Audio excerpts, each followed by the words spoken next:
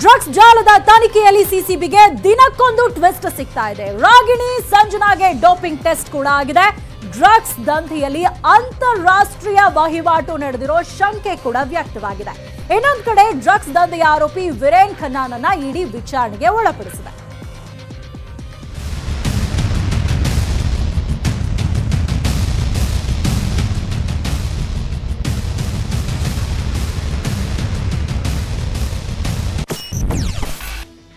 ದಂಧೆಗೆ ಅಂತಾರಾಷ್ಟ್ರೀಯ ಲಿಂಕ್ ಇದೆಯಾ? Sandalwood drugs ಜಾಲದಲ್ಲಿ ಒಬ್ಬೊಬ್ಬರ ವಿಚಾರಣೆ ವೇಳೆಯೂ ಊಹಿಸಲಾಗದ ಭಯಾನಕ ಸತ್ಯಗಳು ಹೊರಗೆ ಬರ್ತಿವೆ. ಅಂತಾರಾಷ್ಟ್ರೀಯ ಅಕ್ರಮ ಹಣ ವರ್ಗಾವಣೆ ಪ್ರಕರಣ ತನಿಖೆ ನಡೆಸೋ ಜಾರಿ ನಿರ್ದೇಶನಾಲಯದ 4 ಅಧಿಕಾರಿಗಳು ಸಿಸಿಬಿ ಕಚೇರಿಗೆ ಬಂದು ಹಿರಿಯ ಅಧಿಕಾರಿಗಳಿಂದ ಮಾಹಿತಿ ಪಡೆದಿದ್ದಾರೆ. ಡ್ರಗ್ಸ್ ಜಾಲದ ಪ್ರಮುಖ ಆರೋಪಿ ವೀರೇನ್ ಖನ್ನಾನನ್ನ ಸಿಸಿಬಿ ಕಚೇರಿಯಲ್ಲೇ ಇಡಿ ಅಧಿಕಾರಿಗಳು ಡ್ರಿಲ್ ಮಾಡಿದ್ದಾರೆ. ಜಾರಿ ನಿರ್ದೇಶನಾಲಯದ ಅಧಿಕಾರಿಗಳು ಸುಮ್ಮನೆ ಬಂದಿಲ್ಲ. ಡ್ರಗ್ಸ್ ಕೇಸ್ನಲ್ಲಿ ಇದುವರೆಗೂ ಸಿಕ್ಕಿರೋ ಸಾಕ್ಷಿಗಳು, ಬ್ಯಾಂಕ್ ವಹಿವಾಟು, ಫೋನ್ ಕಾಲ್ ದಾಖಲೆಗಳಲ್ಲಿ ಅಂತಾರಾಷ್ಟ್ರೀಯ ಡ್ರಗ್ಸ್ ವ್ಯವಹಾರ ನಡೆದಿರೋ ಮಾಹಿತಿ ಇದೆಯಂತೆ. ಇದರ ಜೊತೆಗೆ ವೀರೇನ್ ಖನ್ನಾ ಮನೆಯಲ್ಲಿ ವಿದೇಶಿ ನೋಟುಗಳು ಸಿಕ್ಕಿದ್ದು, ಖನ್ನಾ ರಾಷ್ಟ್ರೀಯ ಅಂತಾರಾಷ್ಟ್ರೀಯ ಮಟ್ಟದಲ್ಲಿ ಇವೆಂಟ್ಸ್, ಪಾರ್ಟಿಗಳನ್ನ ಆಯೋಜನೆ ಮಾಡ್ತಿದ್ದ ಅನ್ನೋದಕ್ಕೆ ಪುರಾವೆ ಸಿಕ್ಕಿದೆ. ಹಾಗಾಗಿನೇ ಇಡಿ ಅಧಿಕಾರಿಗಳು ವೀರೇನ್ ಖನ್ನಾಗೆ ಡ್ರಿಲ್ ಮಾಡಿದ್ದಾರೆ.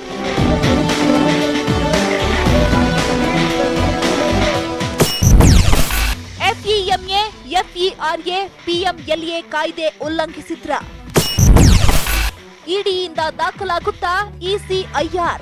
ಸದ್ಯಕ್ಕೆ ಇಡಿ ತನಿಖಾ ವರದಿ ಜೊತೆ ಸಿಸಿಬಿ ನಡೆಸಿರೋ ತನಿಖಾ ವರದಿಯ ಬಗ್ಗೆಯೂ ತಾಳೆ ಹಾಕಲಾಗ್ತಿದೆ. ಮೇಲ್ನೋಟಕ್ಕೆ ಕೆಲವು ಪೂರಕ ಸಾಕ್ಷಿಗಳು ಸಿಕ್ಕಿದ್ದು, FEMA, FERA ಮತ್ತು PMLA ಕಾಯ್ದೆಗಳ ಉಲ್ಲಂಘನೆ ಆಗಿದ್ಯಾ ಅಂತ ಇಡಿ ಅಧಿಕಾರಿಗಳು ಮಾಹಿತಿ ಕಲೆ ಹಾಕ್ತಿದ್ದಾರೆ. ಡ್ರಗ್ಸ್ ಚಟಕ್ಕೆ ಬಿದ್ದಿದ್ರ ಇಲ್ಲ ದಾಸರಾಗಿದ್ರ? ರಾಗಿಣಿ, ಸಂಜನಾ ಸೇರಿ 6 ಜನರಿಗೆ ಡೋಪಿಂಗ್ ಟೆಸ್ಟ್. ಡ್ರಗ್ಸ್ ವಿಷವ್ಯೂಹದಲ್ಲಿ ಸಿಕ್ಕಿಬಿದ್ದಿರೋ ಸ್ಯಾಂಡಲ್ವುಡ್ನ 2 ಸುಂದರಿಯರಿಗೆ ಡ್ರಗ್ಸ್ ಸೇವನೆ ಚಟ ಇತ್ತ. ರಾಗಿಣಿ, ಸಂಜನಾ ಡ್ರಗ್ಸ್ ಸೇವನೆ ಮಾಡ್ತಿದ್ರ? ಡ್ರಗ್ಸ್ಗೆ ದಾಸರಾಗಿದ್ರ ಅಥವಾ ಡ್ರಗ್ಸ್ ಮಾರಾಟಕ್ಕೆ ಕೈ ಜೋಡಿಸಿದ್ರ ಗೊತ್ತಿಲ್ಲ. ಆದ್ರೆ ಡ್ರಗ್ಸ್ ಸೇವಿಸಿದ್ರಾ ಇಲ್ವಾ ಅನ್ನೋದನ್ನ ಪತ್ತೆ ಹಚ್ಚೋಕೆ ಇವತ್ತು ಡೋಪಿಂಗ್ ಟೆಸ್ಟ್ ನಡೆಸಲಾಗಿದೆ. ನಟಿ ರಾಗಿಣಿ ದ್ವಿವೇದಿ, ನಟಿ ಸಂಜನಾ ಗಲ್ರಾನಿಯನ್ನ ಇವತ್ತು ಕೆಸಿ ಜನರಲ್ ಆಸ್ಪತ್ರೆಗೆ ಕರ್ಕೊಂಡು ಬಂದು ಡೋಪಿಂಗ್ ಟೆಸ್ಟ್ ಮಾಡಿಸಿದ್ರು. ಇವರ ಜೊತೆ ರಾಹುಲ್, ಪ್ರಶಾಂತ್ ರಾಂಕಾ, ಲೂಮ್ ಪೆಪ್ಪರ್, ನಿಯಾಜ್ಗೂ ಸಿಸಿಬಿ ಪೊಲೀಸರು ಡೋಪಿಂಗ್ ಟೆಸ್ಟ್ ಮಾಡಿಸಿದ್ದಾರೆ. ಡೋಪಿಂಗ್ ಟೆಸ್ಟ್ ಮಾಡಿಸಲ್ಲ ಅಂತ ಗಲ್ರಾನಿ ಗಲಾಟೆ ಮಾಡಿದ ಪ್ರಸಂಗವೂ ನಡೆಯಿತು. ಡೋಪಿಂಗ್ ಟೆಸ್ಟ್ ಹೇಗೆ, ಯಾಕೆ? ಡೋಪಿಂಗ್ ಟೆಸ್ಟ್ ಅಂದ್ರೆ ಡ್ರಗ್ಸ್ ಸೇವಿಸಿದ್ದಾರಾ ಇಲ್ವಾ, ಯಾವ ಡ್ರಗ್ಸ್ ಸೇವಿಸಿದ್ರು, ಎಷ್ಟು ದಿನದಿಂದ ಸೇವಿಸುತ್ತಿದ್ರು ಅನ್ನೋದನ್ನ ಪತ್ತೆ ಮಾಡಬಹುದು. ಅದ್ ಹೇಗಂದ್ರೆ, ಡ್ರಗ್ಸ್ ಸೇವನೆ ಪತ್ತೆ ಹಚ್ಚೋದೇ ಡೋಪಿಂಗ್ ಟೆಸ್ಟ್. ಆರೋಪಿಯ ರಕ್ತ, ಮೂತ್ರ, ಕೂದಲಿನ ಪರೀಕ್ಷೆ ಮೂಲಕ ಡ್ರಗ್ಸ್ ಸೇವನೆ ಮಾಡಿರೋ ಬಗ್ಗೆ ತಿಳಿಯಬಹುದು. ಅಲ್ಲದೆ ಎಂಜಲು, ಬೆವರಿನ ಸ್ಯಾಂಪಲ್ನಿಂದಲೂ ಡೋಪಿಂಗ್ ಟೆಸ್ಟ್ ಮಾಡಬಹುದಾಗಿದೆ. ಹೆರಾಯಿನ್, ಕೊಕೇನ್, ಟ್ರೆಮಡಾಲ್, ಕೆನಬಿಸ್, ಬುಪ್ರೆನಾರ್ಫಿನ್, ಕೊಡೈನ್ ಎಂಬ ಡ್ರಗ್ಸ್ ಸೇವನೆ ಬಗ್ಗೆ ಪರೀಕ್ಷೆ ಮಾಡಲಾಗುತ್ತೆ. ಇವುಗಳಲ್ಲಿ ಕೆನಬಿಸ್, ಹೆರಾಯಿನ್ ಡ್ರಗ್ಸ್ ಬಹುಕಾಲದವರೆಗೆ ರಕ್ತದಲ್ಲಿರುತ್ತೆ. ಸಾಮಾನ್ಯವಾಗಿ ನಶೆ ಏರಿಸಿಕೊಳ್ಳಲು ಹೆಚ್ಚಾಗಿ ಬಳಸೋ ಡ್ರಗ್ಸ್ ಕೂಡ ಇವೇ ಆಗಿವೆ. ಹೆರಾಯಿನ್ ಡ್ರಗ್ಸ್ ಪದೇ ಪದೇ ಬಳಸಿದ್ರೆ ಟೆಸ್ಟ್ನಲ್ಲಿ ಗೊತ್ತಾಗುತ್ತೆ. ಅಪರೂಪಕ್ಕೆ ಡ್ರಗ್ಸ್ ಬಳಸಿದ್ರೆ ರಿಸಲ್ಟ್ ಏರುಪೇರಾಗುವ ಸಾಧ್ಯತೆ ಇದೆ. 3-4 ದಿನ ಬಿಟ್ಟು ಹೆರಾಯಿನ್ ಸೇವಿಸಿದ್ರೆ ರಿಸಲ್ಟ್ ಗೊತ್ತಾಗಲ್ಲ. ಜೀರ್ಣಶಕ್ತಿ ಕಡಿಮೆ ಇದ್ದು ಕೊಬ್ಬಿನಾಂಶ ಹೆಚ್ಚಾಗಿದ್ರೆ ಡ್ರಗ್ಸ್ ಸೇವನೆ ಮಾಡಿರೋದು ಸುಲಭವಾಗಿ ಗೊತ್ತಾಗುತ್ತೆ. ಹೀಗೆ ಎಲ್ಲ ಆಂಗಲ್ನಲ್ಲೂ ಡ್ರಗ್ಸ್ ಜಾಲದ ಬೆನ್ನು ಬಿದ್ದಿರೋ ಸಿಸಿಬಿ ಪೊಲೀಸರು ತನಿಖೆಯನ್ನ ಚುರುಕುಗೊಳಿಸಿದ್ದಾರೆ. ಬರೀ ಡೋಪಿಂಗ್ ಟೆಸ್ಟ್ ಅಲ್ಲ, ಕೆಲವು ಪ್ರಮುಖ ಸಾಕ್ಷಿಗಳನ್ನ ಮುಂದಿಟ್ಟು ಸಿಸಿಬಿ ಪೊಲೀಸರು ನಟಿಯರನ್ನ ವಿಚಾರಣೆ ಮಾಡ್ತಿದ್ದಾರೆ. ನಟಿಯರ ಮೊಬೈಲ್ನಲ್ಲಿ ಸಿಕ್ಕಿದ್ಯಾ ಸಾಕ್ಷ್ಯ? ಆರೋಪಿಗಳಿಗೆ ಮೊದಲೇ ರೇಡ್ ಮಾಹಿತಿ.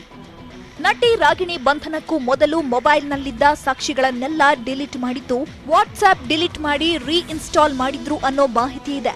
ಈಗ ಡಿಲೀಟ್ ಆಗಿದ್ದ ವಾಟ್ಸ್ಆಪ್ ಸಂದೇಶಗಳು, ಸಾಕ್ಷಿಗಳನ್ನೆಲ್ಲ ಸಿಸಿಬಿಯವರು ರಿಟ್ರೀವ್ ಮಾಡಿದ್ದಾರಂತೆ.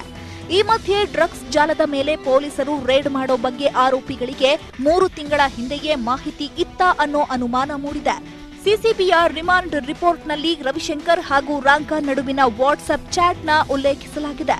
ಪೆಡ್ಲರ್ಗಳಿಗೆ ಕರೆ ಮಾಡಬೇಡ, ದೊಡ್ಡ ದಾಳಿ ನಡೆಯಲಿದೆ, ನಮ್ಮನ್ನು ಟ್ರ್ಯಾಕ್ ಮಾಡಲಾಗ್ತಿದೆ ಎಂದೆಲ್ಲ ಚಾಟಿಂಗ್ ನಡೆದಿದೆ. ಅಲ್ಲದೆ ಸಿಸಿಬಿ ಮುಖ್ಯಸ್ಥ ಸಂದೀಪ್ ಪಾಟೀಲ್ ಹೆಸರು ಕೂಡ ಉಲ್ಲೇಖವಾಗಿದೆ. ಈ ಮಧ್ಯೆ ಡ್ರಗ್ಸ್ ಜಾಲದಲ್ಲಿ ಎಷ್ಟೇ ದೊಡ್ಡವರಿದ್ರೂ ರಕ್ಷಣೆ ಮಾಡೋ ಪ್ರಶ್ನೆನೇ ಇಲ್ಲ ಅಂತಿದೆ ಸರ್ಕಾರ. ತನಿಖೆ ಆಗ್ತಾ ಇದೆಯಲ್ಲ, ಯಾರನ್ನು ಸ್ಪೇರ್ ಮಾಡೋ ಪ್ರಶ್ನೆ ಇಲ್ಲ. ಯಾರಿದ್ದಾರೆ ಎಲ್ಲರನ್ನೂ ಸಹ ಸಮಗ್ರ ತನಿಖೆ ಮಾಡ್ತೇವೆ. ದೇಶದ ಇತಿಹಾಸದಲ್ಲಿ ಕಳೆದ 16 ವರ್ಷಗಳಿಂದ ಇದೆಲ್ಲ ಘಟನೆಗಳು ನಡೀತಾ ಇದ್ರು. ಕಣ್ಣು ಮುಚ್ಕೊಂಡು ಹಿಂದಿನ ಸರ್ಕಾರ ಕೈಕೊಡ್ಕೊಂಡು ಕುಂತಿತ್ತು. ಈ ಸಾರಿ ನಾವು ಅದೆಲ್ಲವನ್ನ ಸಮಗ್ರ ತನಿಖೆ ಮಾಡಿಸ್ತಾ ಇದ್ದೇವೆ. ಅನೇಕ ಜನ ಇವತ್ತು ಅವರ ಬಣ್ಣ ಬಯಲಾಗ್ತಾ ಇದೆ. ಯಾರನ್ನು ಸ್ಪೇರ್ ಮಾಡೋ ಪ್ರಶ್ನೆ ಇಲ್ಲ. ಬಿಗಿಯಾದ ಕ್ರಮವನ್ನು ತಗೊಳ್ತೇವೆ. ಧನ್ಯವಾದ. ಸಿಸಿಬಿ ಅವರು ಪ್ರೊಫೆಷನಲ್ ಆಗಿ ತನಿಖೆಯ ಜಾಡ ಹಿಡ್ಕೊಂಡು ಯಾರ್ಯಾರು ಸಿಗ್ತಾರೆ, ಎಷ್ಟೇ ದೊಡ್ಡವರು ಇರಲಿ, ಯಾವುದೇ ರಂಗದಲ್ಲಿರಲಿ, ಅವರ ಮೇಲೆ ವಿಚಾರಣೆ ಮಾಡುವಂತದ್ದು ಶತಸಿದ್ಧ. ಕಾರ್ಯಾಚರಣೆ ವಿಚಾರಣೆ ultimately scrutiny of the court ಆಗ್ತದೆ. ಅದಕ್ಕೆ ನಾವು ಕಾನೂನಿನ ಅನ್ವಯ ಮಾಡಬೇಕಾಗ್ತದೆ. ಆ ಕಾನೂನಿನ ಅನ್ವಯನೇ ನಾವು ಕಾರ್ಯಾಚರಣೆ ಮಾಡ್ತೀವಿ. ಆ ತರದ್ದು ಇನ್ನು ಏನು ಬಂದಿಲ್ಲ, ಗಮನಕ್ಕೆ ಬಂದಿಲ್ಲ. ಯಾರೇ ಇದ್ರು ಯಾರೇ ಇದ್ರೂ ಕೂಡ ಅವ್ರ ಮೇಲೆ ಕ್ರಮ ಕೈಗೊಳ್ತದೆ. ಕಾನೂನು ಎಲ್ಲರಿಗೂ ಒಂದೇ. ನಾನು ಯಾವುದೇ ರಾಜಕಾರಣಿ ಹೆಸರು ಹೇಳಲ್ಲ. ಕಾನೂನು ಅಡಿಯಲ್ಲಿ ಯಾರ್ಯಾರ್ದು ಇದೆಯೋ ಅವರೆಲ್ಲವನ್ನ ಮಾಡ್ತಾರೆ. ಸರ್ಕಾರ ನಿಷ್ಪಕ್ಷಪಾತವಾದ ತನಿಖೆಯನ್ನ ಮಾಡ್ತಾರೆ. ಇಷ್ಟೆಲ್ಲದರ ಮಧ್ಯೆ ಕೊರೋನಾ ನೆಪದಲ್ಲಿ ಎಸ್ಕೇಪ್ ಆಗಿರೋ 5ನೇ ಆರೋಪಿ ವೈಭವ್ ಜೈನ್ ನಿರೀಕ್ಷಣಾ ಜಾಮೀನಿಗೆ ಅರ್ಜಿ ಹಾಕಿದ್ದಾನೆ. ಇನ್ನೊಂದು ಕಡೆ ನಟಿ ರಾಗಿಣಿ ದ್ವಿವೇದಿ ಕೂಡ ಹೊಸದಾಗಿ ಮುಂಬೈ ಮೂಲದ ವಕೀಲರ ಮೂಲಕ ಜಾಮೀನು ಕೋರಿ ಅರ್ಜಿ ಸಲ್ಲಿಸಿದ್ದಾರೆ. ನಾಳೆ ಜಾಮೀನು ಅರ್ಜಿ ವಿಚಾರಣೆಗೆ ಬರೋ ಸಾಧ್ಯತೆ ಇದೆ. Bureau report, news 18 Kannada. ಒಂದ್ ಕಡೆ ಡ್ರಗ್ಸ್ ಕೇಸ್ನಲ್ಲಿ ನಟಿಯರು ಆರೋಪಿಗಳಿಗೆ ಸಿಸಿಬಿ ಡ್ರಿಲ್ ಮಾಡ್ತಾ ಇದ್ರೆ, ಇನ್ನೊಂದ್ ಕಡೆ ರಾಜ್ಯದ ಇತಿಹಾಸದಲ್ಲಿ ಕಾಣದಷ್ಟು ಕೇಳದಷ್ಟು ಗಾಂಜಾವನ್ನ ಜಪ್ತಿ ಮಾಡಿದ್ದಾರೆ. ಶೇಷಾದ್ರಿಪುರಂ ಠಾಣೆ ಪೊಲೀಸರು ಮಾರುವೇಷದಲ್ಲಿ ದಾಳಿ ಮಾಡಿ ಬರೋಬ್ಬರಿ 1350 ಕೆಜಿ ಗಾಂಜಾವನ್ನ ಸೀಸ್ ಮಾಡಿದ್ದಾರೆ. ವಾರದ ಹಿಂದೆ ಶೇಷಾದ್ರಿಪುರಂ ಪೊಲೀಸರು 2 ಕೆಜಿ ಗಾಂಜಾವನ್ನ ಸೀಸ್ ಮಾಡಿದ್ರು. ಈ ಗಾಂಜಾದ ಮೂಲ ಹುಡುಕ್ತಾಗ ಕಲಬುರಗಿ ಜಿಲ್ಲೆಯ ಕಮಲಾಪುರದಲ್ಲಿ ಡೀಲಿಂಗ್ ಆಗ್ತಾ ಇರುವುದನ್ನ ಪತ್ತೆ ಮಾಡಿದ್ರು. ಗಾಂಜಾ ಖರೀದಿಸೋ ಗಿರಾಕಿಗಳಂತೆ ಹೋದಾಗ ಗಾಂಜಾ ಪೆಡ್ಲರ್ಗಳು ಪೊಲೀಸರನ್ನೇ ಯಾಮಾರಿಸಿ ಹಣ ಕಿತ್ಕೊಳ್ಳೋಕ್ ಹೋದ್ರು. ಕೊನೆಗೆ ನಾಗನಾಥ್ ಚಂದ್ರಕಾಂತ್ ಚೌಹಾಣ್ ಅನ್ನೋರನ್ನ ಪೊಲೀಸರು ವಶಕ್ಕೆ ಪಡೆದು ವಿಚಾರಣೆ ಮಾಡಿದಾಗ ಕುರಿ ಫಾರಂನಲ್ಲಿ ನೆಲದೊಳಗೆ ಅವಿತಿಟ್ಟಿದ್ದ 1350 ಕೆಜಿ ಗಾಂಜಾ ಪತ್ತೆಯಾಯಿತು. ಒರಿಸ್ಸಾದಿಂದ ಈ ಗಾಂಜಾವನ್ನು ತರಿಸಿದ್ದು ಅಂತ ಗೊತ್ತಾಗಿದೆ. ಸಿದ್ಧನಾಥ ನಾವಳಿ ಎಂಬಾತ ಇದರ ರೂವಾರಿ ಅನ್ನೋದನ್ನ ಪತ್ತೆ ಹಚ್ಚಿದ್ದು. 1350 ಕೆಜಿ ಗಾಂಜಾ ಒಂದು ಲಾರಿಯನ್ನು ಸೀಸ್ ಮಾಡಿ ಆರೋಪಿಗಳನ್ನ ಬಂಧಿಸಿದ್ದಾರೆ. ಗುಲ್ಬರ್ಗ ಇವರು ಚಂದ್ರಕಾಂತ್ ಚವ್ಹಾಣ್ ಮತ್ತೆ ನಾಗನಾಥ್ಗೆ ಅಲ್ಲಿ ಸಂಪರ್ಕ ಮಾಡಿದ್ರು. ಇವರಿಬ್ಬರು ಅಲ್ಲಿ ಒಂದು ಸೇಟ್ ಆಗಿ, ಅಂದ್ರೆ ಬೆಂಗಳೂರಿಂದ ಈ ಗಾಂಜಾ ವ್ಯಾಪಾರ ಮಾಡೋರು ಸೇಟ್ ಆಗಿ ಅಲ್ಲಿ ಹೋದ್ರು. ಸುಮಾರು ಕಡೆ ಸುತ್ತಾಡಿಸಿದ್ರು. 15 ಕಡೆ ಅಲ್ಲಿ ಬನ್ನಿ ಇಲ್ಲಿ ಬನ್ನಿ ಅಂತ ಹೇಳಿ 100 ಕಿಲೋಮೀಟರ್ ಅಷ್ಟುವರೆಗೆ ಆ ಕಡೆ ಸುತ್ತಾಡಿಸೋದಾದ್ಮೇಲೆ ಕೂಡ ಅವರು ಬರಲೇ ಇಲ್ಲ. ಅಲ್ಲಿಂದ ಹೋಗಿ ಬೇರೆ ಕಡೆ ರೂಟಿಂದ ಹೋಗ್ಬಿಟ್ಟು ಅವರಿಗೆ ಕಮಲಾಪುರ್ ನ್ಯಾಷನಲ್ ಹೈವೇ ಹತ್ರ ಚಂದ್ರಕಾಂತ್ ಚವ್ಹಾಣ್ ಮತ್ತೆ ನಾಗನಾಥ್ಗೆ ಇಬ್ಬರನ್ನು ಹಿಡ್ಕೊಂಡ್ರು. ಗುಂಡಿ ತೆಗೆದೊಂದು ರೂಮ್ ತರ ಮಾಡಿ ಅದು ಮೇಲೆ ಹಲಗೆ ಇಟ್ಬಿಟ್ಟು ಅದ ಮೇಲೆ ಮಣ್ಣು ಹಾಕಿದ್ರು. 13 ಕ್ವಿಂಟಲ್ ಅಷ್ಟು ಗಾಂಜಾ ಇವತ್ತು ಸಿಕ್ಕಿದೆ. ಭಾರತೀಯ ಸೇನೆಗೆ ರಫೇಲ್ ಯುದ್ಧ ವಿಮಾನಗಳು ಅಧಿಕೃತ ಸೇರ್ಪಡೆಯಾಗಿವೆ. ರಫೇಲ್ ಸೇರ್ಪಡೆ ಬೆನ್ನಲ್ಲೇ ಶತ್ರು ರಾಷ್ಟ್ರಗಳಿಗೆ ರಕ್ಷಣಾ ಸಚಿವರು ಖಡಕ್ ಸಂದೇಶವನ್ನು ರವಾನಿಸಿದ್ದಾರೆ.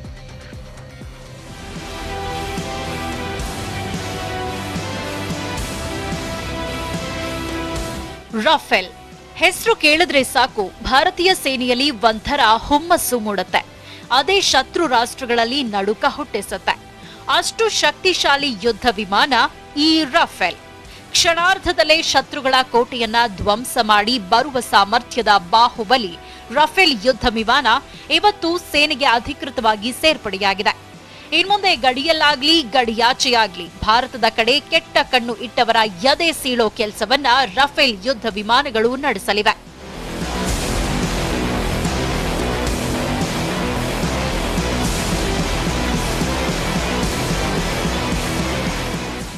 ರಫೇಲ್ ಯುದ್ಧ ವಿಮಾನಗಳನ್ನ ಸೇನೆಗೆ ಸೇರ್ಪಡೆಗೊಳಿಸಿಕೊಳ್ತಿದ್ದಂತೆ ರಕ್ಷಣಾ ಸಚಿವ ರಾಜನಾಥ್ ಸಿಂಗ್ ಚೀನಾಗೆ ಸ್ಪಷ್ಟ ಸಂದೇಶ ಕೊಟ್ರು.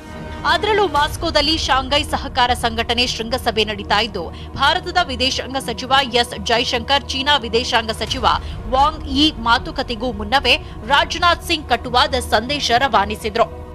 आज इनका इंडक्शन पूरी दुनिया खासकर हमारी संप्रभुता की ओर उठी निगाहों के लिए एक बड़ा और कड़ा संदेश है. यह अपनी सीमाई सुरक्षा और क्षेत्रीय अखंडता को बनाए रखने के लिए सरकार की कमिटमेंट का भी एक बड़ा उदाहरण प्रस्तुत करता है. हम ये अच्छी तरह समझते हैं कि बदलते समय के साथ हमें स्वयं को भी तैयार रहना होगा. ರಫೇಲ್ ಸೇನೆಗೆ ಸೇರ್ಪಡೆಯಾಗ್ತಿದ್ದಂತೆ ದೇಶೀಯವಾಗಿ ನಿರ್ಮಿಸಿರೋ ತೇಜಸ್ ಹಾಗೂ ಸಾರಂಗ್ ಹೆಲಿಕಾಪ್ಟರ್ಗಳು ಬಾನಂಗಳದಲ್ಲಿ ಭರ್ಜರಿ ಕಸರತ್ತು ಪ್ರದರ್ಶಿಸಿದ್ವು.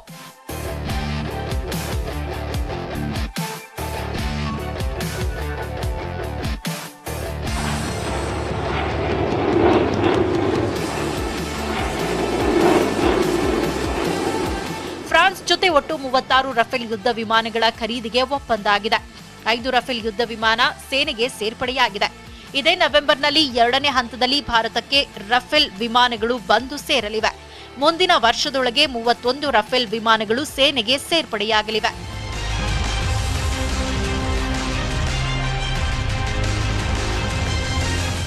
ಒಂದ್ ಕಡೆ ರಫೇಲ್ ಯುದ್ಧ ವಿಮಾನ ಸೇನೆಗೆ ಸೇರ್ತಿದ್ರೆ ಇನ್ನೊಂದ್ ಕಡೆ ಭಾರತೀಯ ನೌಕಾಪಡೆಯಲ್ಲಿ 1987ರಿಂದ 30 ವರ್ಷಗಳ ಸೇವೆ ಸಲ್ಲಿಸಿದ್ದ INS ವಿರಾಟ್ ನೌಕೆ ನಿವೃತ್ತಿಯಾಗ್ತಿದೆ.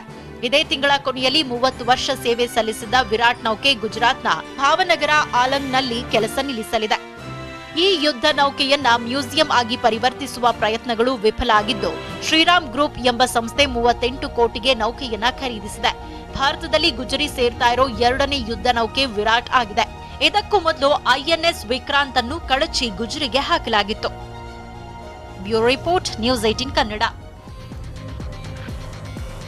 ಪೂರ್ವ ಲಡಾಖ್ ಗಡಿಯಲ್ಲಿ ಚೀನಾದೊಂದಿಗೆ ನಡೀತಾ ಇರುವ ಉದ್ವಿಗ್ನತೆಯನ್ನ ಶಾಂತಿಯುತವಾಗಿ ಬಗೆಹರಿಸಲು ಭಾರತ ಬದ್ಧವಾಗಿದೆ ಅಂತ ವಿದೇಶಾಂಗ ಸಚಿವ ಜೈಶಂಕರ್ ಹೇಳಿದ್ದಾರೆ. ಮಾಸ್ಕೋದಲ್ಲಿ ವಿದೇಶಾಂಗ ಸಚಿವ ಜೈಶಂಕರ್ ಚೀನಾದ ವಿದೇಶಾಂಗ ಸಚಿವ ವಾಂಗ್ ಯಿ ಜೊತೆ ದ್ವಿಪಕ್ಷೀಯ ಮಾತುಕತೆ ನಡೆಸಿದ್ದಾರೆ. ಗಡಿ ಪ್ರದೇಶದಲ್ಲಿ ಶಾಂತಿ ಮತ್ತು ನೆಮ್ಮದಿ ಇಲ್ಲದಿದ್ರೆ ಉಳಿದ ಬಾಂಧವ್ಯ ಕೂಡ ಚೆನ್ನಾಗಿ ಸಾಗಲು ಸಾಧ್ಯ ಇಲ್ಲ. ಯಾಕಂದ್ರೆ ಶಾಂತಿ ಮತ್ತು ನೆಮ್ಮದಿ ಉಭಯ ರಾಷ್ಟ್ರಗಳ ನಡುವಿನ ಒಟ್ಟು ಬಾಂಧವ್ಯದ ತಳಹದಿಯಾಗಿದೆ ಅಂತ ಜೈಶಂಕರ್ ಸ್ಪಷ್ಟವಾಗಿ ತಿಳಿಸಿದ್ದಾರೆ.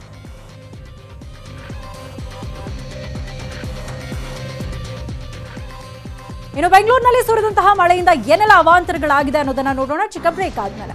Welcome back. ರಾಜಧಾನಿಗೆ ಮಳೆ ಕಂಟಕ ತಂದೊಡ್ಡಿದೆ. ಬೆಂಬಿಡದೆ ಕಾಡ್ತಾ ಇರೋ ವರುಣ ಬೆಂಗಳೂರು ನಗರವನ್ನ ಮುಳುಗಿಸ್ತಾ ಇದೆ. ಸತತ 2 ರಾತ್ರಿ ಶಾಕ್ ಕೊಟ್ಟಿರೋ ಮಹಾ ಮಳೆಗೆ ಬೆಂಗಳೂರಿನ ಜನ ಥಂಡ ಹೊಡೆದಿದ್ದಾರೆ.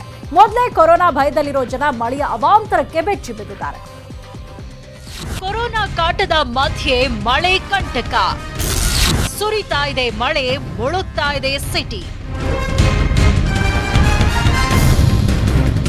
ಸತತ 2ನೇ ರಾತ್ರಿಯೂ ಸಿಲಿಕಾನ್ ಸಿಟಿಗೆ ವರುಣನ ಆಘಾತ. ಮೊನ್ನೆ ರಾತ್ರಿಯ ಮಹಾಮಳೆಗೆ ಹೊರಮಾವು ವಾರ್ಡ್ ಮುಳುಗಿದ್ರೆ, ಕಳೆದ ರಾತ್ರಿ ಸುರಿದ ಮಳೆಗೆ ಆರ್ಆರ್ ನಗರ ವಾರ್ಡ್ ಜಲಾವೃತಗೊಂಡಿದೆ. ಹೇಗೆ ಜಲಾವೃತಗೊಂಡಿರೋದು ಆರ್ಆರ್ ನಗರ ವ್ಯಾಪ್ತಿಯ ಪ್ರಮೋದ್ ಲೇಔಟ್. ರಾಜಕಾಲುವೆಯ ತಡೆಗೋಡೆ ಒಡೆದು ಮೋರಿ ನೀರು 40ಕ್ಕೂ ಹೆಚ್ಚಿನ ಮನೆಗಳಿಗೆ ನುಗ್ಗಿದೆ. ಮನೆಯಲ್ಲಿದ್ದ ವಸ್ತುಗಳೆಲ್ಲ ನೀರು ಪಾಲಾಗಿದೆ. ನೀರನ್ನ ಹೊರಹಾಕೋಕೆ ಜನ ಪಟ್ಟ ಕಷ್ಟ ಅಷ್ಟಿಷ್ಟಲ್ಲ.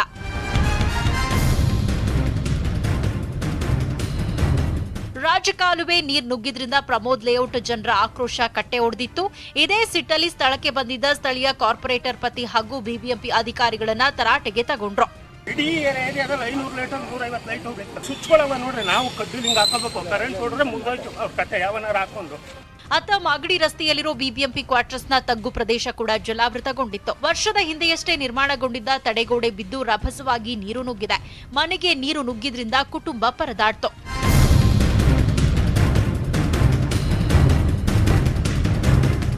ಮೊನ್ನೆ ರಾತ್ರಿಯ ಮಳೆಗೆ ಜಲಾವೃತಗೊಂಡಿದ್ದ ಹೊರಮಾವು ವಾರ್ಡ್ನ ತಗ್ಗು ಪ್ರದೇಶಗಳು ಇನ್ನೂ ಸುಧಾರಿಸಿಲ್ಲ. 100 ಮೀಟರ್ ನೀರು ನಿಂತಿದೆ. ಜನರಿಗೆ ಅತ್ತಿಂದಿತ್ತ ಓಡಾಡೋಕು ಆಗದೆ ಪರದಾಡ್ತಾ ಇದ್ದಾರೆ. ಇಲ್ಲಿನ ಶ್ರೀಸಾಯಿ ಬಡಾವಣೆಯ ದೇಗುಲ ಜಲಾವೃತಗೊಂಡಿದ್ದು ಗರ್ಭಗುಡಿಯವರೆಗೆ ನೀರು ನಿಂತಿದೆ. ಹೊರಮಾವು ವಾರ್ಡ್ನಲ್ಲಿ ಜಲಾವೃತಗೊಂಡಿರೋ ಕಾವೇರಿ ನಗರದಲ್ಲಿ ನ್ಯೂಸ್ 18 ಟೀಮ್ ಕಂಡ ದೃಶ್ಯ ಭಯಾನಕ. ಕಾವೇರಿ ನಗರ ಮುಳುಗಿದ್ದು 200ಕ್ಕೂ ಹೆಚ್ಚು ಮನೆಗಳಿಗೆ ಹಾನಿಯಾಗಿದೆ. 2 ದಿನವಾದರೂ ನೀರು ಹೊರ ಹೋಗಿಲ್ಲ. ಇಲ್ಲಿನ ಮನೆ, ಕಚೇರಿ, ವಾಹನಗಳು ನೀರಿನಲ್ಲಿ ಮುಳುಗೇ ಇದೆ. ಹೊರಮಾವು ವಾರ್ಡ್ನಲ್ಲಿ ಜೆಸಿಬಿ ಕಾರ್ಯಾಚರಣೆ ಮಾಡ್ತಾ ಇದ್ದು, ಇಲ್ಲಿಗೂ ನ್ಯೂಸ್ 18 ಟೀಮ್ ಭೇಟಿ ನೀಡಿತ್ತು. ಚರಂಡಿ ಬ್ಲಾಕ್ ಆದ ಜಾಗದಲ್ಲಿ ಸಿಬ್ಬಂದಿ ಕ್ಲೀನ್ ಮಾಡ್ತಿದ್ದಾರೆ.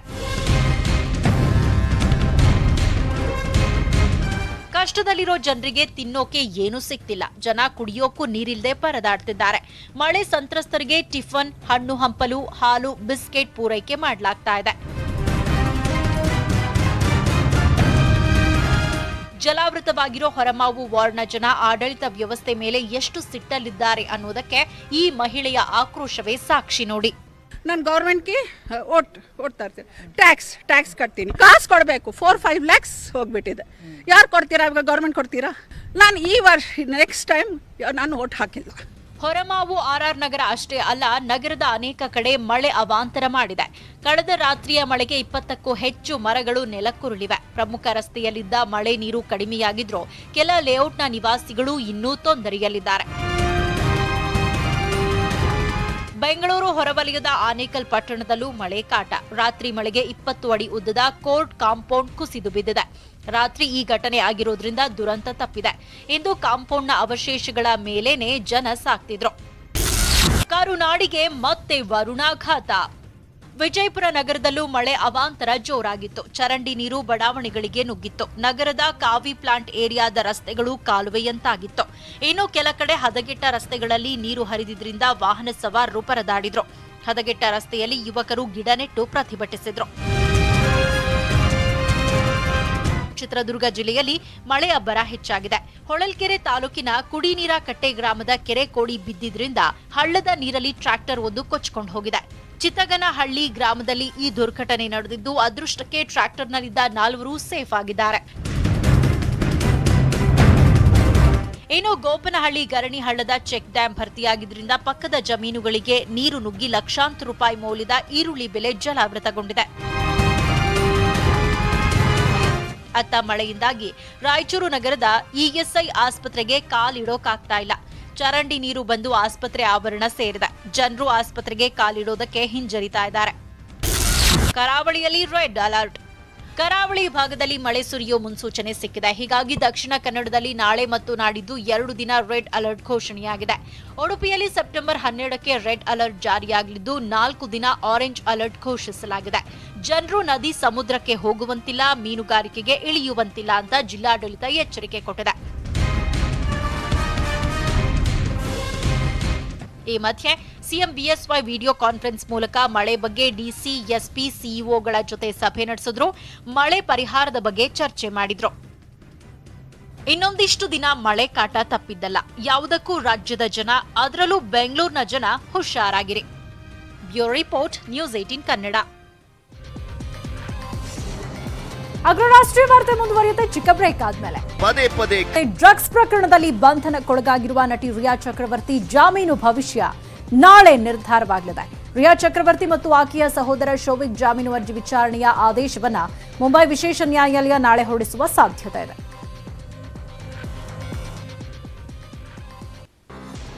ಮಹಾರಾಷ್ಟ್ರದಲ್ಲಿ ಠಾಕ್ರೆ ವರ್ಸಸ್ ಕಂಗನಾ ಸಮರ ಮುಂದುವರೆದಿದೆ. ಮುಖ್ಯಮಂತ್ರಿ ಉದ್ಧವ್ ಠಾಕ್ರೆ ವಿರುದ್ಧ ಅವಹೇಳನಕಾರಿ ಹೇಳಿಕೆ ನೀಡಿದ್ದಕ್ಕಾಗಿ ಬಾಲಿವುಡ್ ನಟಿ ಕಂಗನಾ ರಣಾವತ್ ವಿರುದ್ಧ ಬಾಂಬೆ ಹೈಕೋರ್ಟ್ ವಕೀಲ ನಿತಿನ್ ಮಾನೆ ಪೊಲೀಸರಿಗೆ ದೂರನ್ನ ನೀಡಿದ್ದಾರೆ. ಮೂವಿ ಮಾಫಿಯಾವನ್ನ ರಾಜ್ಯ ಸರ್ಕಾರದೊಂದಿಗೆ ತಳುಕು ಹಾಕಿ ಸೆಪ್ಟೆಂಬರ್ 9ರಂದು ಕಂಗನಾ ರಣಾವತ್ ಹಾಕಿದ್ದ ಫೇಸ್ಬುಕ್ ಪೋಸ್ಟ್ನ ದೂರಿನ ಅನ್ವಯ ದೂರನ್ನ ಕೊಡಲಾಗಿದೆ. ಲೆಬನಾನ್ ರಾಜಧಾನಿ ಬೈರುತ್ನಲ್ಲಿ ಮತ್ತೆ ಅಗ್ನಿ ದುರಂತ ಸಂಭವಿಸಿದೆ. ಅಮೋನಿಯಂ ನೈಟ್ರೇಟ್ ಸ್ಫೋಟವಾದ ಕೆಲ ದಿನಗಳ ಬಳಿಕ ಬೈರುತ್ ಬಂದರಿನಲ್ಲಿ ಮತ್ತೊಂದು ಅಗ್ನಿ ಅವಘಡ ನಡೆದಿದೆ. ಬೆಂಕಿಯ ಕೆನ್ನಾಲಿಗೆಯಿಂದ ಭಾರೀ ಹೊಗೆ ಆವರಿಸಿತ್ತು. ಬೆಂಕಿ ನಂದಿಸೋ ಕಾರ್ಯಾಚರಣೆ ಇನ್ನೂ ಕೂಡ ನಡೀತಾ ಇದೆ.